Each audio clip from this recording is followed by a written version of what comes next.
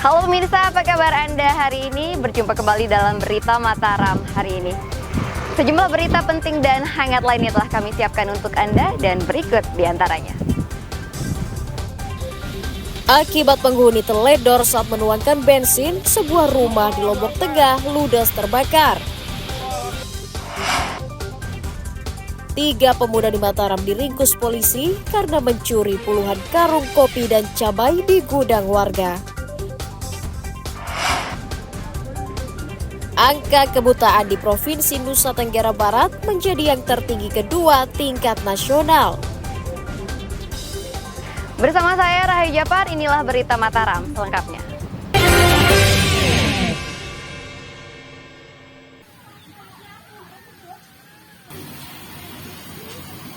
Diduga penghuni teledor saat menuang bensin, satu unit rumah di Desa Lantan, Kecamatan Batu Kliang Utara, Kabupaten Lombok Tengah, ludes dilalap api.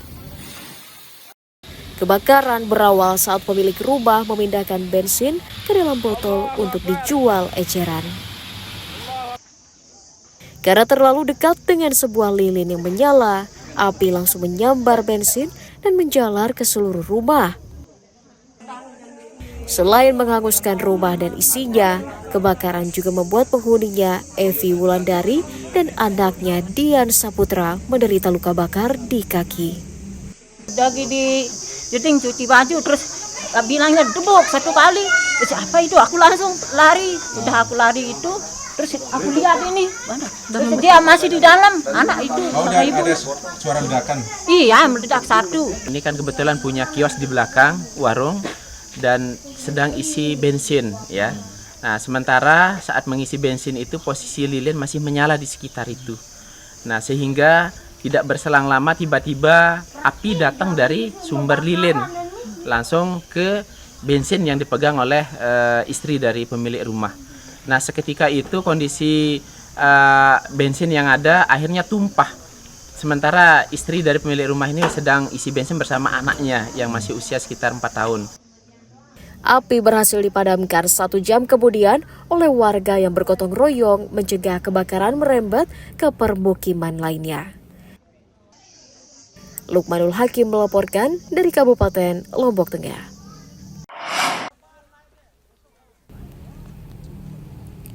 Warga Dusun Gilik, Desa Kawo, Kecamatan Pujut, Kabupaten Lombok Tengah dihebohkan penemuan granat di areal persawahan oleh Hajar, warga desa setempat. Granat jenis nanas ditemukan saat ia hendak memancing ikan di sungai. Kalau diperkirakan usianya berapa, Pak? Granat yang diduga berusia ratusan tahun tersebut masih utuh sehingga dilaporkan ke tetangganya yang anggota polisi. Tim penjinak bom Satbrimob Polda Nusa Tenggara Barat kemudian melakukan penyisiran di sekitar lokasi penemuan guna mencari kemungkinan masih ada granat lainnya. Granat kemudian diledakkan polisi di lokasi yang jauh dari permukiman. Terus teman saya itu bercerita, dia ngomong saya jumpa bom. Coba lihat, nah, dikasih lihat bomnya itu. Saya minta lah kalau begitu mungkin ini nggak aktif lagi, dia bilang. Terus saya bawa Pak pulang, tak tahu saya pergi kantor ke rumah ada saudara jadi polisi itu depan rumah, saya kasih dia.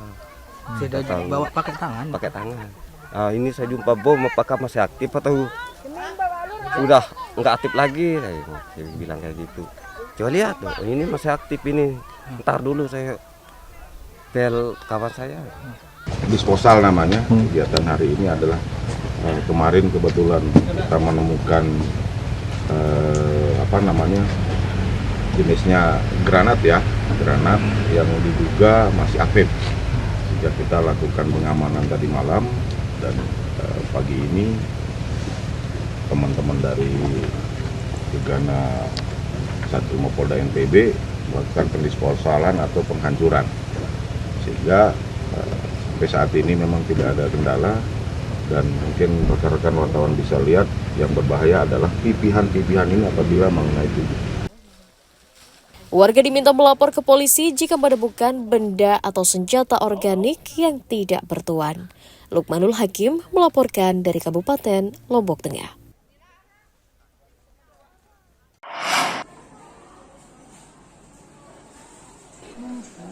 Warga yang terjangkit demam berdarah dan ispa di Kabupaten Lombok Barat terus meningkat memasuki musim penghujan awal tahun.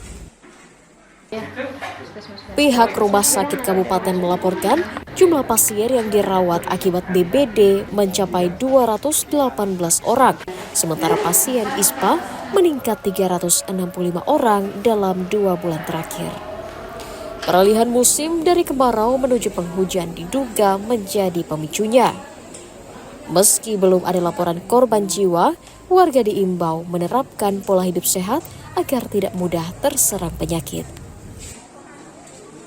Untuk pergantian musim, mulai musim kemarau ke musim dingin ini yang perlu kita antisipasi adalah karena perubahan cuaca ini biasanya terjadi peningkatan kasus-kasus demam berdarah. Namun alhamdulillah sampai saat ini belum ada peningkatan dari kasus. Yang masih sering kita jumpai ya biasanya kasus-kasus infeksi saluran pernapasan bagian atas. Nah, mungkin ini terkait juga dengan daya tahan tubuh dari. Selain menyiapkan pengobatan rawat jalan, rumah sakit juga menyediakan ruang rawat inap untuk mengantisipasi peningkatan pasien di musim pancaroba. Hairul Amri melaporkan dari Kabupaten Lombok Barat.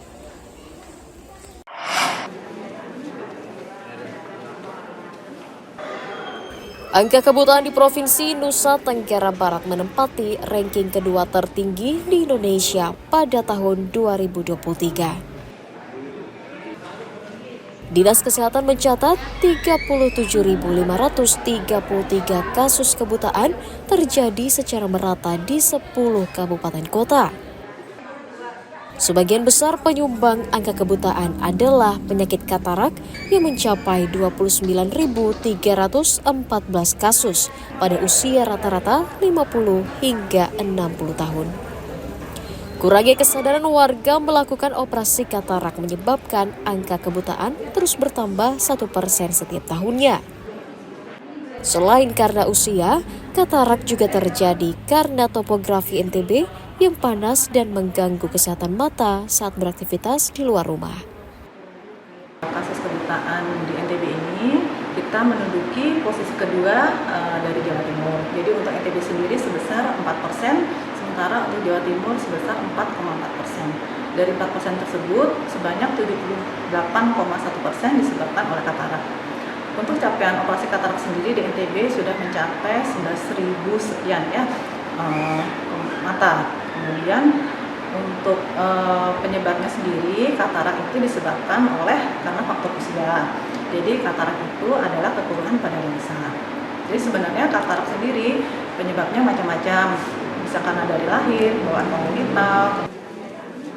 Pemerintah daerah telah melakukan operasi katarak bagi 11.416 penderita pada tahun 2023 dan sisanya sebanyak 17.898 ditargetkan akan mengikuti operasi pada tahun 2024 secara bertahap.